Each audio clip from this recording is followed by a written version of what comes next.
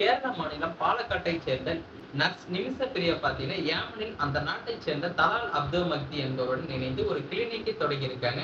2017ஆம் ஆண்டு ஏமனின் அல்பைதா நகர்ல ஒரு தண்ணீர் தொட்டியில மக்தியின் உடலும் கண்டெடுக்கப்பட்டிருக்கு.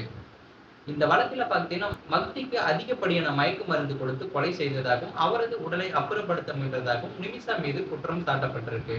இந்த வழக்குல பார்த்தீங்கன்னா, 2020ஆம் ஆண்டில் சனாவில் உள்ள நீதிமன்றம் நிமிஷாவுக்கு மரண தண்டனை விதித்து, அவரது மரண தண்டனை ஜூலை 17ஆம் தேதி நிறைவேற்றப்பட இருந்திருக்கு. பலதரப்பு பேச்சுவார்த்தை அடிப்படையில தண்டனை நிறைவேற்றம் தள்ளி வைக்கப்பட்டது. இந்த நிலையில நிமிஷாவின் மரண தண்டனையை உடனடியாக நிறைவேற்ற வேண்டும் என உயிரிழந்த மக்தியின் குடும்பத்தினர் மீண்டும் கோரிக்கையும் வச்சிருக்காங்க.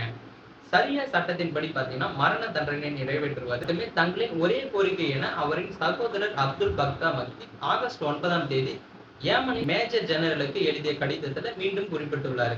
அவர் பாத்தீங்கன்னா, அந்த கடிதத்துல தாங்கள் எந்த மாற்று ஏற்பாடுகளையும் ஏற்றுக்கொள்ள மாட்டோம். இதனை மீண்டும் மீண்டும் உங்களுக்கு தெரியப்படுத்தியுள்ளோம். எனவே தாமதம் இல்லாமல் தண்டனையை உடனே நிறைவேற்ற வேண்டும் என தண்டனை நிறைவேற்றுவதற்கான தேதியை நிர்ணயிக்க வேண்டும் என்கிற எங்களின் இறுதி முடிவையும் உறுதியான நிலைப்பாட்டையும் தெளிவான கோரிக்கையையும் தெரிவித்துவிட்டோம். பழிவாங்கலை தவிர வேறு எந்த மாற்றமும் இல்லை எனவும் தெரிவிச்சிருக்காரு. அதாவது யார் இந்த நிமிஷா பிரியான்னு பாத்தீங்கன்னா, கேரளாவின் பாலக்காட்டை சேர்ந்த இவர் பாத்தீங்கன்னா, ஏமன் நாட்டுக்கு செவிலியர் பணிக்காக சென்றிருக்காங்க. பல்வேறு இடத்துல அவர் செவிலியர் பணியாற்றி வந்த நிலையில மீண்டும் கேரளாவுக்கு திரும்பி வந்து அங்கு ஒரு நபரை திருமணம் செய்திருக்காரு. திருமணம் முடிந்த பிறகு பாத்தீங்கன்னா மீண்டும் ஏமனுக்கு சென்றிருக்காங்க.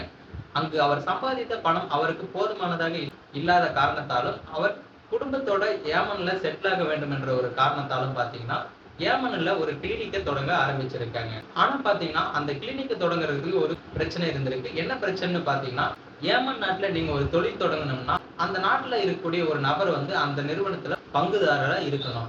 இதற்காக பாத்தீங்கன்னா, ஏமனை சேர்ந்த தலால் அப்துல் மக்தி என்பவருடன் இணைந்து ஒரு கிளினிக்கையும் தொடங்கியிருக்காங்க. அந்த கிளினிக்கும் பாத்தீங்கன்னா நல்லபடி சென்று இருக்கு.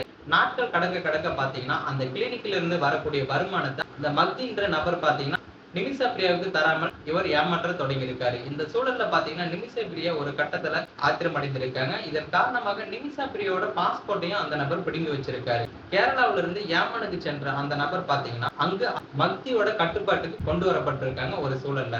சோ இந்த பிரச்சனையெல்லாம் தாங்க முடியாத அந்த நபர் பாத்தீங்கன்னா, மக்திக்கு நிமிஷா பிரியா மயக்க மருந்து செலுத்திருக்காங்க. மயக்க மருந்தோட அளவு அதிகமான காரணத்தால அவர் உயிரும் இழந்திருக்காங்க. அந்த நபரோட உடலை அப்புறப்படுத்த முயன்ற போது அந்த நபர் காவல்துறையினரால் கைதும் செய்யப்பட்டாங்க.